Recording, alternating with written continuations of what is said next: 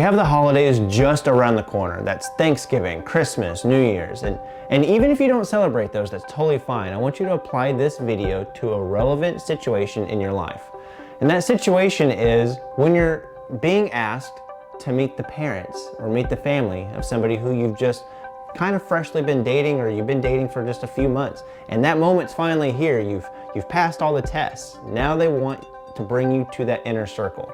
And this is one of those situations that can induce a lot of anxiety, a little bit of panic, because let's be completely honest here, this is almost an interview of sorts. It's kind of like a life interview, if you will, where you're potentially meeting the parents of somebody who you're going to be marrying, the siblings that are going to be your sister-in-law, your brother-in-law, all these cousins, all this type of stuff. So what I wanted to do in this video was give you 7 tips on how to crush this life interview. The first thing that needs to happen, and this takes place before you even get there, is you need to do a little bit of homework. Now, maybe your partner has already given you this information, but ask a couple of questions like, hey, when you guys get together, what does that usually look like? Do you usually crowd around a TV and watch sports and talk about sports and breathe sports? Is that something you do? Or do you guys like to get together and do you play board games? Or are you a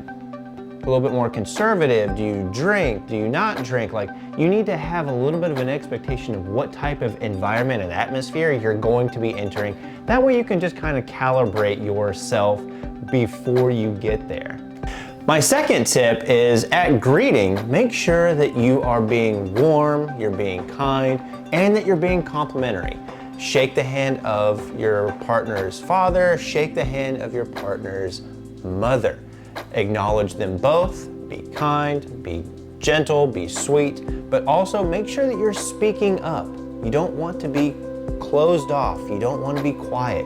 You want to show that warmth that they're hoping that the person that they're potentially going to be with has within them. They want to make sure that they have a confident individual that might be joining the family. The next tip is always make sure that you bring some type of gift. Now, of course, you can bring wine, you can bring flowers, but I've always found that yes, these are nice, but you should do something that's a little bit more curated or custom to the people who you're going to meet.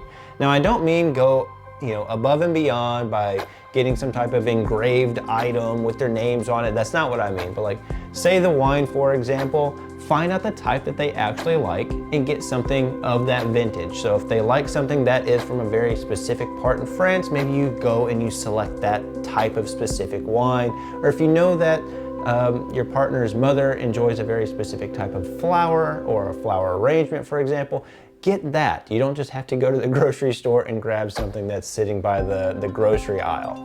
My fourth tip is to compliment liberally. So when you are at their home, make sure you're saying something nice about the arrangement, about the food. Say something about their home. I really enjoy your home. You have a beautiful home. Things like this nature. They show that you are observant. They show that you appreciate the time that they put into curating their lifestyle, and then it's something that you appreciate as well. My fifth tip, and this is something that a lot of people actually get wrong. I know that you want to reassure that you and your partner are happy and that you're affectionate, but this is not the time for you to be touching and being kissy and sitting on their lap. This is not that time, especially if the people who you're meeting are a little bit conservative. So what you want to do is just make sure that you're being respectful. You can still sit next to your partner. When you're really meeting the family, especially just the parents, you need to keep that to a minimum. Your number one job right now is making a positive first impression on them. You've already got your partner locked down. They're already interested in you. You don't need to reassure them. And it's not going to bode well for them, the parents or the family, to see you just oogling and touching and all that type of stuff. It actually sends a wrong signal, if I'm being completely honest. So keep that to a minimum. The sixth tip, and something that you really need to pay attention to, is yes, you are a guest at their home, but Do not for 1 second think that this is a moment for you to relax and for you to be catered to. When you are in their home, you should be seeing how you can be of assistance.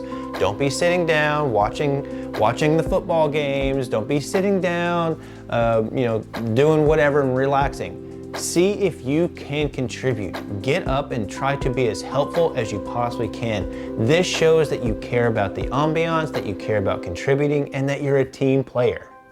For my final tip, and this one is really, really important. When you're having conversations with the family members, when you're talking with the parents, and they're asking questions about yourself, I know that you want to do the best you possibly can to impress.